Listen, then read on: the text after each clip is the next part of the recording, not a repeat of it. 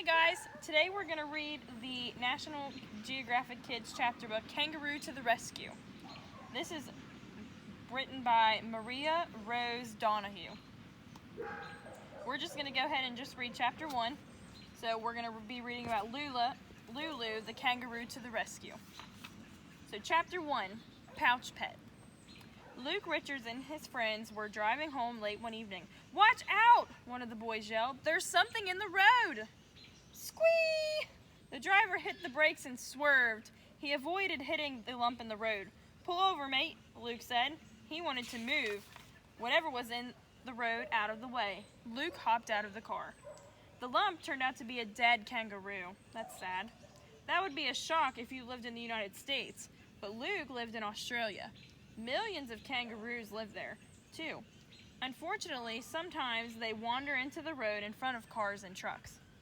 Luke was sad to see the kangaroo, but he knew he had to move it out of the way.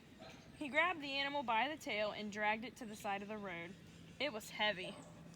Full-grown eastern grey kangaroos, or roos as they say in Australia, weigh about 145 pounds, which is also known as 66 kilograms. That's probably more than what you guys weigh. Then Luke saw something amazing. The kangaroo's belly twitched. Kangaroos are a kind of mammal known as marsupials. Which means they have pouches. Females have a pouch across their bellies. That's where they keep their babies, called joeys. Luke put his hand in the pouch. Gently, he removed a joey. It had survived the accident. Luke didn't think his parents would be happy if he brought the joey home, but he looked into the animal's frightened eyes. He just couldn't leave the little roo behind. The joey was about the size of a cat. Luke wrapped it in his sweater. He climbed back into the car. When he got home, Luke tiptoed into the house. He didn't want to wake his parents. He got some newspapers and covered the floor of his room. He offered the joey some water. Then he tucked the little roo snugly into his sweater.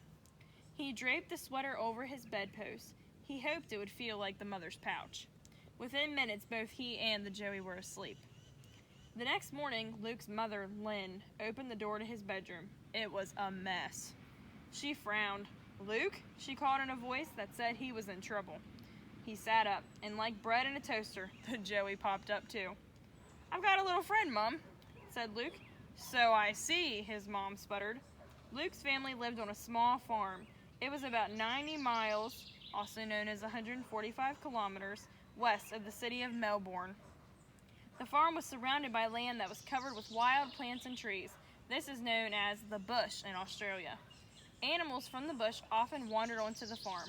Sometimes Luke and his sister Celeste would find an injured one. "They brought home a lot of king parrots that were hurt," said their father, Lynn. "Once Luke and Celeste found a wounded possum. They even rescued a wombat. They brought them to their father. He showed them how to nurse the animals. But a baby kangaroo was a whole other story. This joey was a female. She was about 3 months old. Normally, a joey doesn't even peek out of its pouch until it is 4 months old. At 5 or 6 months, it climbs out into the world, but only for a short time. After a few minutes, the joey dives headfirst back into the pouch. The joey doesn't leave the pouch for good until it's about 10 months old. This joey would need a lot of care. Luke's parents wondered if he would have enough time to care for her. "I want to do it," Luke told them. His mother and father discussed it. They were proud of him for wanting to take care of the roo.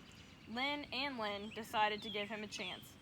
Lynn found an old sleeping bag. She cut it up. She sewed a pouch for the baby kangaroo. Luke slipped the joey in. She seemed to like it. It was more like a mother's pouch than Luke's sweater had been. Next, Luke tried to feed the joey milk from a bottle. She refused. Poor baby, she was probably missing her mother's milk. But Luke didn't give up. After a couple days, the joey finally drank the milk. Now that she was drinking milk, Luke had to feed her often, even in the middle of the night. After taking the bottle for a while, the joey suddenly stopped. Maybe she's ready for real food, Luke thought. He knew the kangaroos eat tender leaves and grass. Luke pulled up some grass and put it in his room. The next morning, Lynn heard his son call out, "She's eating grass!" The joey was growing up. Luke continued to take care of the little roo. His family helped. They held her, petted her, and snuggled her. She cuddled with them on the couch. They were growing very attached to her.